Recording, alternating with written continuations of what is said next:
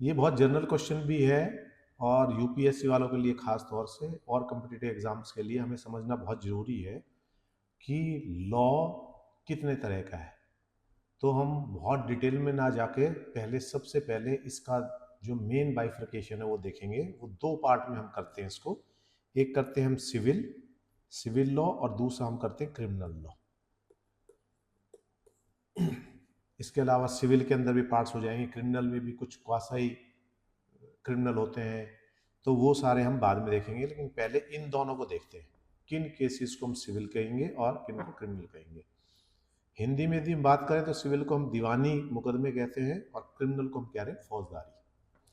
तो अब यहाँ पर इसको समझने के लिए सबसे पहले हम एक टर्म समझते हैं। एक टर्म आती है इंजरी। तो इंजरी, इसको हम हिंदी में कह सकते हैं क्षति पहुंचाना, नुकसान पहुंचाना, चोट पहुंचाना। अब ये इंजरी यदि हम क्रिमिनल उस लॉ के अंदर बात करें तो इस इंजरी को डिफाइन किया है ऐसी कोई भी चोट, ऐसी कोई भी क्षति, ऐसा कोई भी नुकसान जो कहाँ हो रहा है आपके माइंड में हो रहा है, जिसको मानसिक कहते हैं। ठीक है। दूसरा, बॉडी में हो रहा है, शरीर में कोई चोट मार दी, किसी ने मर्डर कर दिया, हड्डी वड्डी तोड़ दी, किसी भी तरह का और चोट पहुंचा दी, ये सब आ गया। हर्ट, ग्रीवियस हर्ट, ये सब इसी में आएंगे। उसके अलावा तीसरा होता है कि आपकी प्रॉपर्टी को नुकसान पहुंचा दिया। आपका मकान हो सकता है, आपकी कोई चल अचल संपत्ति हो सकती है, मकान में आग लगा दी, मकान के अंदर कब्जा कर लिया, ये सब भी। ठीक है।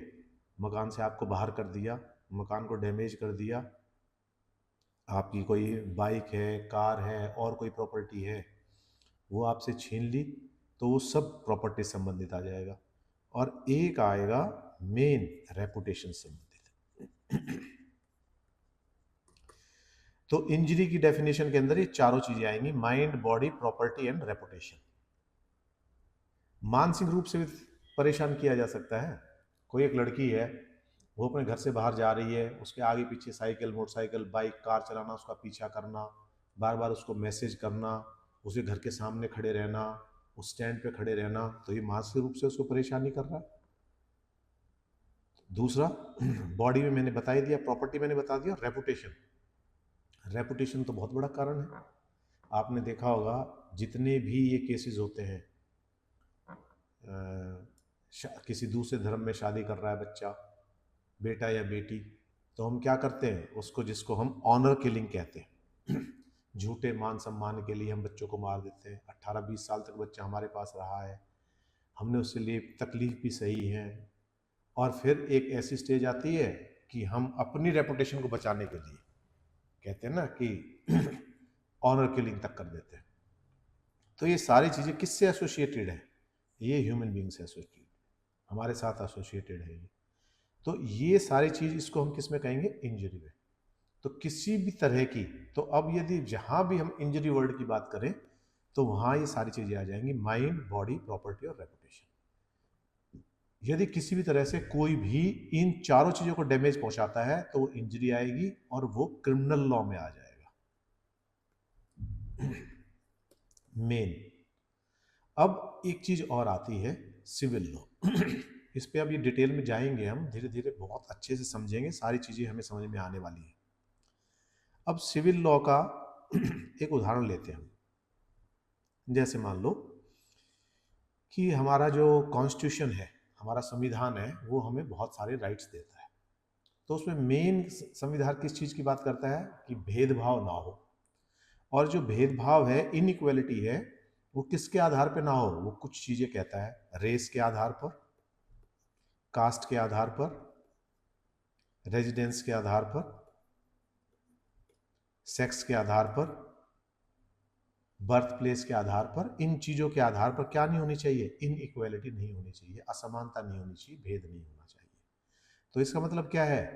फंडामेंटल जो राइट्स हैं वो आपको गारंटी देते हैं कि आपके साथ इन चीज़ों को लेकर भेदभाव नहीं होना चाहिए, और यदि होता है तो उसकी रेमेडी है।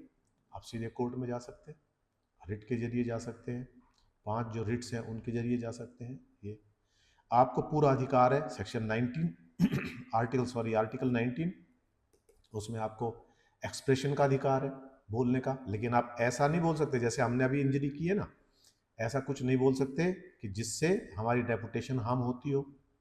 झूठी आप किसी के बारे में बात बोले तो वो नहीं हो सकती। आप एनक्रोचमेंट नहीं कर सकते किसी घर में जबरदस्ती। आपको जाने का तो राइट है, कहीं भी जा सकते हैं। आपको एसोसिएशन फॉर्म करने का राइट है, लेकिन ऐसा नहीं है कि उस एसोसिएशन के जरिए आप कोई गलत काम करें। तो इलीगल चीज कोई भी आप नहीं कर सकते। इसके अंदर हम आगे इसको भी डिस्कस करेंगे, कौन सी चीज इलीगल है और कौन सी चीज इमोरल है। कई चीज लीगल हो सकती है और इमोरल हो सकती है, कई चीज इमोरल हो सकती है और वो इलीगल भी हो सकती है। जैसे उदाहरण के लिए कि यदि हम साधारण बात करें तो किसी भी शादीशुदा औरत के साथ संबंध बनाना या शादीशुदा पुरुष के साथ संबंध बनाना, तो ये क्या है, कानून की नजरों में अपराध नहीं है। It is not illegal in the eyes of law, but in terms of morality it is. तो हम क्या करेंगे, जो पहले ही एडल्ट्री था वो अब ऑफेंस है ही नहीं।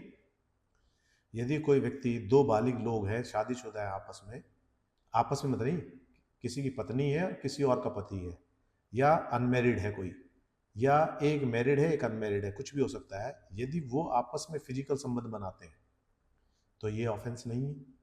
अभी ऑफेंस नहीं है, लेकिन समाज तो ऐसे नहीं चलता, समाज तो इसकी इजाजत नहीं देता। मॉरलिटी की नजरों के अंदर ये ऑफेंस है। यदि हम नैतिकता की बात करें तो उसमें ये अपराध है। अब इसका असर कहां पड़ता है, क्योंकि शादी का जो रिश्ता है उसका आधार क्या है, उसका आधार विश्वास है, ट्रस्ट है, एक दूसरे के ऊपर भरोसा है। और यदि कोई व्यक्ति अपनी पत्नी को छोड़कर या अपने पति को छोड़कर किसी अन्य से संबंध बना रही है तो उसमें ट्रस्ट कहाँ रह गया, भरोसा कहाँ रह गया। तो जब ये भरोसा टूटता है तो शादी जैसी संस्था भी चरमरा जाती है। तो यहां पर आपको कानून एक प्रावधान दे रहा है, किसके अंदर, डिवोर्स में, कि यदि ऐसा कुछ हो जाता है तो आप उसको अपराधी के तौर पे तो आप नहीं उसको रिकॉग्नाइज करा सकते, लेकिन आपको ये पूरी लिबर्टी है, आप उसके साथ रहे या ना रहे, this can be a ground for divorce. आप उससे डिवोर्स ले सकते हैं, आप उससे तलाक ले सकते हैं। तो कुछ कानून जो है यहाँ, डिवोर्स जो है हिंदू मैरिज एक्ट के अंदर जो डिवोर्स है, ये मॉरलिटी को तवज्जो दे रहा है, उस मॉरलिटी को। लेकिन क्रिमिनल लॉ के अंदर, बीएनएस के अंदर इसकी कोई अहमियत नहीं है। पिछली बार जो आईपीसी था हमारा, उस आईपीसी में इसको खत्म ही कर दिया गया था, एडल्ट्री को। अब ये क्यों खत्म किया गया, इसके भी अपने कारण हैं, उसके डिटेल्स में हम अलग वीडियो में जाएंगे, लेकिन यहाँ इतना समझ लो। अब हम आते हैं सिविल लॉ के ऊपर। तो फंडामेंटल राइट्स जो हमारे हैं, इनको एंश्योर कराने के लिए इसकी ड्यूटी किसकी है, स्टेट के अंदर पीस को मेंटेन करने के लिए, स्टेट के अंदर शांति बनाए रखने के लिए ये जिम्मेवारी है स्टेट की। क्या मेंटेन करने के लिए, लॉ एंड ऑर्डर, कानून व्यवस्था को बनाए रखने की जिम्मेवारी किसकी है, स्टेट की। अब ये भी है कि मान लो मैं किसी फर्म में काम कर रहा हूं और वहां पर उसने मेरी तनख्वाह नहीं दी 3 दिन की, वो कह रहा है आपने ढंग से काम नहीं किया इसलिए मैं आपकी 3 दिन की तनख्वाह काट रहा हूं। मैं कह रहा हूं मैंने ढंग से काम किया। अब ये जो इशू है ए और बी के बीच में, ये इनका निजी है, तो इसका फैसला कैसे होगा, ए अपनी दलील देगा, बी अपनी दलील देगा, उसके हिसाब से फैसला हो जाएगा, और तीसरे पे कोई असर नहीं है इसका। मान लो एक कोई सी है, बी का दोस्त, उस पर क्या इफेक्ट होने वाला है, कुछ नहीं होने वाला। ए का कोई दोस्त है डी, उस पर कोई असर होने वाला नहीं है। लेकिन मान लो आपकी पड़ोस में कहीं कोई मर्डर हो जाता है या चोरी हो जाती है, तो चोरी हो जाती है तो आप भी तो इस बात का ध्यान रखोगे, सोने से पहले एक बार सारा इंश्योर करोगे, या जाने से पहले प्रॉपर ताला लगा हुआ है नहीं लगा हुआ। क्योंकि ताजा चोरी हुई है, उसने क्या कर दिया, आपके अंदर एक भय बना दिया, एक डर जो है वो समाज के अंदर व्यापक हो गया। कोई मर्डर हो जाता है तो उससे भी आतंक हो जाता है, हर जगह वहीं उसी की चर्चा चल रही होती है, अखबारों के जरिए, चर्चा के जरिए। अभी कुछ दिनों पहले अभी एक किसी लड़की का रेप कर दिया, और रेप करने के बाद वो लड़का यूं ही घूम रहा था आज़ाद, तो उसके बच्चे को, और हंसता था, तो एक 14 साल के बच्चे को ये गवारा नहीं गुजरा, उसने पिस्टल लेके उसका मर्डर कर दिया। अब वो बात अलग है क्यों किया क्यों नहीं किया, लेकिन वो दहशत बहुत सारे सवाल खड़ा कर दिया उसने। समाज के ऊपर, कानून व्यवस्था के ऊपर, कि ऐसी जरूरत ही क्यों पड़ी उस बच्चे को। यदि सही जुर्म का एनालिसिस हो जाता, सही समय पे एफआईआर हो जाती और कानून एक्शन ले लेता, तो शायद इस बच्चे को ऐसा करने की जरूरत नहीं पड़ती। यहां तक तो छोड़ो, अब सवाल एक और लग गया, ये बच्चा जिसने मर्डर कर दिया, पहली बार तो चलो जिस भी भावना में बहके किया हो, लेकिन आगे इसका भविष्य क्या रहेगा, इसको समाज कितनी मान्यता देगा, समाज इसको किस नजरिए से देखेगा, ये बहुत सारे सवाल खड़े हो जाते हैं। तो क्रिमिनल जो है उसका इफेक्ट समाज पर एट लार्ज होता है। तो इसलिए ये रिस्पॉन्सिबिलिटी स्टेट की है कि शांति बनाए रखने के लिए लॉ एंड ऑर्डर मेंटेन करें। अब मान लो कोई मर्डर हो जाता है, ए ने बी का मर्डर कर दिया। अब इसमें एक कहानी और आती है, मान लो बी है, बी बहुत गरीब है, या बी एक भिखारी है, मान लो इसके आगे पीछे कोई भी नहीं है। अब बी का मर्डर यदि हो जाता है तो इसका तो इसके लिए केस लड़ने वाला, इसके लिए आवाज उठाने वाला तो कोई भी नहीं है। तो फिर क्या हो जाएगा, ए आजाद घूमेगा? नहीं, यहां स्टेट की जो जिम्मेवारी है वो पिक्चर में आती है। स्टेट कहता है कि कोई किसी भी स्टेटस का हो, किसी भी हैसियत का आदमी हो, कुछ भी हैसियत हो, यदि उसके साथ कुछ घटित होता है तो state will prosecute that man. उस आदमी को सजा दिलाने का काम स्टेट का है, स्टेट की जिम्मेवारी है। तो यहां पर हालांकि बी के पीछे कोई नहीं है, बी की आवाज उठाने वाला कोई नहीं है, तो भी इस व्यक्ति को स्टेट अंजाम तक पहुंचाएगी, इसको सजा दिलाएगी। अब सजा के तरीके क्या क्या है उसमें हम देखते हैं। क्रिमिनल के अंदर सजा, एक तो जिसको आप कहते हो जेल, दूसरा है फाइन, फाइन कर दिया, या जेल और फाइन दोनों, इम्प्रिजनमेंट जिसको कहते हैं आप, वो दोनों भी हो सकता है, या कम्युनिटी सर्विस भी हो सकती है। आजकल आपने देखा होगा कि किसी ने छोटा मोटा अपराध किया है तो उसके लिए कम्युनिटी सर्विस भी है। या एक और टर्म आती है एडमोनिश, सिर्फ धमकी देके, समझा के, डरा के, धमका के छोड़ दिया, एक ये होती है। और एक होती है इसके अलावा जिसको आप कहते हो नेक चलनी। अब मान लो परिवार के अंदर ही झगड़ा हो गया, चोटें मार दी गुस्से के अंदर आकर, लेकिन अब वो नहीं चाहते कि यदि जेल कर दी जाएगी तो परिवारों के अंदर गैप और बढ़ेगा, नफरत और बढ़ेगी, एक दूसरे के प्रति द्वेष और बढ़ेगा। तो क्या करते हैं, उसको किस पे छोड़ देंगे, नेक चलनी पर, कि 1 साल की हम आपको सजा दे रहे हैं इस अपराध की, लेकिन आपको जेल में नहीं डाल रहे, 1 साल तक आपने अपना नेक चाल चलन मेंटेन रखना है। यदि ये व्यक्ति आपकी शिकायत करेगा इस दौरान तो आपकी 1 साल की सजा लागू हो जाएगी, अन्यथा बाहर रह के, समाज में ही रह के कोई व्यक्ति आपकी बेल, कोई श्योरिटी लेगा और उस आधार पर आप समाज के अंदर शांतिपूर्ण ढंग से रहेंगे। तो आपका जेल में जाने पे तो द्वेष बढ़ता, लेकिन अब कोई बात नहीं, नेक चलने पे आप बाहर आ गए, तो प्रोबेशन पे जो आप बाहर आए, इंग्लिश में प्रोबेशन बोलते हैं, प्रोबेशन पे जो आप बाहर आए हो, इस ड्यूरेशन के अंदर आप अपने आप को मेंटेन करोगे और द्वेष भी आपका खत्म हो जाएगा। तो ये सारे प्रोविजन हैं। लेकिन अब सिविल के अंदर क्या होता है, ये हमने कुछ क्रिमिनल केस को डिस्कस किया, अब हम एग्जाम्पल से भी समझेंगे। मान लो आपका वोटिंग राइट है, आपको वोट देने का अधिकार है, और आपने वोट डाली, वोट डालने आप गए, और वहाँ जो बीएलओ था, ब्लॉक लेवल ऑफिसर था जो, उसने आपको अलाउ ही नहीं किया कि नहीं आप वोट नहीं डाल सकते, कुछ भी कह के, कोई भी रीज़न था, आपको बड़ा आघात पहुंचा। अब आप इस मामले को लेकर वहाँ अधिकारियों के पास गए, अधिकारियों ने कहा भाई ऐसा है, ये बंदा तो 50,000 से जीता है, ए, बी और सी तीनों में चुनाव लड़े थे, सी की जमानत जब्त हो गई, बी और सी के बीच में अंतर जो है वो 50,000 वोटों का है, ए जीता है और बी, तो आप बताओ आप किसको वोट डालते? उसने कहा मान लो बी को। तो उसने क्या फर्क पड़ता है, 50,000 से हारा या 49999 से हारा, तो भी एक ही बात है। और यदि मान लो जीता 50,000 से और 50,000 एक से जीत गया, तो क्या फर्क पड़ता है? अब आपके लिए हम चुनाव तो दोबारा करा नहीं सकते, क्योंकि चुनाव दोबारा कराने का खर्चा है 50 लाख रुपया, ये कौन वहन करेगा? लेकिन अब ये व्यक्ति जो है, ये इसको बड़ा बुरा लग रहा है कि चाहे जीते चाहे हारे, ऐसा थोड़ी है किसी के वोट पे लिखा हुआ है कि इसकी वोट से ही जीता है या इसकी वोट से ही हारा है, मेरा तो वोटिंग राइट था और ऐसे नहीं कर सकते। तो ऐसे में यदि गवर्नमेंट उसका सपोर्ट करती है, या हम कोर्ट में जाते हैं, कोर्ट हमारी सपोर्ट करती है, तो हमारी आस्था, हमारा विश्वास किस में बढ़ेगा? संविधान के अंदर बढ़ेगा, न्याय व्यवस्था के अंदर बढ़ेगा, सरकार के अंदर बढ़ेगा, ठीक है, लॉ एंड ऑर्डर के अंदर बढ़ेगा। तो अब इसका तरीका क्या है? इसका तरीका एक ही है, कोई भी चीज जो हो चुकी है उसको रिवर्ट नहीं किया जा सकता। यदि उसको हम चेंज करेंगे या बदलेंगे तो बहुत ज़्यादा खर्चा आएगा। तो उसके अंदर एक प्रोविजन होता है कंपनसेशन का। तो अब यहाँ पर सिविल लॉ लागू होगा। सिविल लॉ कैसे लागू होगा? अब हम दोबारा तो इलेक्शन करा नहीं सकते इसके सेटिस्फेक्शन के लिए। मान लो इसको हम सेटिस्फाई करने की कोशिश करते हैं, ठीक है दोबारा इलेक्शन करा देते हैं, तो दोबारा इलेक्शन में पैसा तो लग रहा है, लेकिन इस इलेक्शन के अंदर मान लो 1.5 लाख लोगों ने पार्टिसिपेट किया होगा, तो 1.5 लाख लोग दोबारा परेशान होंगे, सारी सरकारी मशीनरी को एक्टिवेट करना पड़ेगा।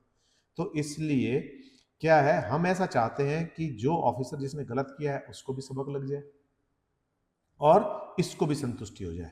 तो ऐसे के अंदर हमारे पास रास्ता बनता है कंपनसेशन का। तो कोर्ट क्या करेगी, इसको 20,000 रुपये का कंपनसेशन या 30,000 रुपये का, ये एग्जाम्पलरी कॉस्ट है, उसका कंपनसेशन दिला देगी। और कंपनसेशन से इसको राहत मिल जाएगी कि गलत हुआ था उसकी भरपाई कर दी गई है in the terms of money. Accident के केस होते हैं, एमएसटी के केस होते हैं, उसमें भरपाई का केवल एक ही तरीका होता है, बेटे के बदले में बेटा नहीं दिया जाता। किसी का बेटा यदि एक्सीडेंट में मर जाता है तो उसको कंपनसेट किया जाता है किसी तरीके से करके, कि उससे जो इनकम आने वाली थी वो सारी चीज़, तो इस तरह से करके। तो ये हो गया सिविल लॉ। तो सिविल लॉ के अंदर आपके राइट्स को प्रोटेक्ट किया जाता है। जैसे आप कहीं नौकरी कर रहे थे, जो मैंने बताया था, नौकरी के अंदर जो डिस्प्यूट हो गया, आप किसी से आप प्रॉपर्टी खरीद रहे हैं, उसके बीच में कोई डिस्प्यूट हो गया, कॉन्ट्रैक्ट है, आपने किसी के साथ कॉन्ट्रैक्ट किया, उस व्यक्ति ने कॉन्ट्रैक्ट को बीच में छोड़ दिया या ढंग से पूरा नहीं किया, वो हो गया। या कंज्यूमर एक्ट के अंदर, कंज्यूमर एक्ट के अंदर भी कंपनसेशन का है, सजा का भी प्रोविजन है, पर जनरली कंपनसेशन का है। आपने गाड़ी ली, उसकी सर्विसेज वो ढंग से नहीं दे पा रहे तो उनको क्रिमिनल मुकदमा नहीं कर सकते। मेट्रोमोनियल केसेस है, उनमें भी क्वासा ही है, उनको पूरी तरह से ना क्रिमिनल के उसमें दर्जे में रखा गया है, ना उनको सिविल के दर्जे में रखा गया है, तो उसमें कुछ पनिशमेंट के प्रोविजन भी हैं। तो यहाँ पर तो मोटा मोटी यदि हम अंतर देखें तो सिविल जो है वो आपके पर्सनल राइट्स की बात करता है, और राइट तो वहां भी वायलेट है। आपको कोई भी किसी के सामने अपनी बात रखने की आज़ादी है, आपको कहीं भी जाने की आज़ादी है, वो सारी चीज़ें, लेकिन कोई आपको रोकता है, इंजरी पहुंचाता है, तो क्रिमिनल में आ गया। और दूसरी तरीके से आता है, तो जब जैसे मान लो हम रेपुटेशन की बात कर रहे थे, तो रेपुटेशन के अंदर भी दोनों चीज़ें बनेंगी, क्रिमिनल केस भी बन सकता है, आप केवल सजा दिला सकते हैं उसको, या आप कंपनसेशन का भी डाल सकते हैं, सिविल केस भी बन जाएगा कि आप कहते हैं कि मेरी रेपुटेशन को इतना डैमेज हुआ है। किन किन टर्म्स में हुआ है? वो जो डैमेज हुआ है वो इन द टर्म्स ऑफ कि इतने लोगों ने में मेरी रेपुटेशन डाउन आई है, तो उसको कंपनसेट कैसे कर देंगे? In the terms of money करेंगे, तो उसके ऊपर कुछ भार डाल देंगे। तो दोनों तरह से बन सकती है रेमेडी। क्रिमिनल बन गई तो उसको सजा मिल जाएगी यदि उसने ऐसा कुछ गलत बोला है तो, और यदि आप सिविल में जाते हैं तो आपको मनी के रूप में कंपनसेट कर दिया जाएगा। तो मोटे मोटे तौर के ऊपर क्रिमिनल पीस बनाने का जो जिम्मा है वो स्टेट का है, और स्टेट इस बात को इंश्योर करती है कि किसी भी आदमी को किसी तरह की कोई दिक्कत ना हो, सब अपने अपने इंडिविजुअल तौर पर अपना अपना व्यवहार करें।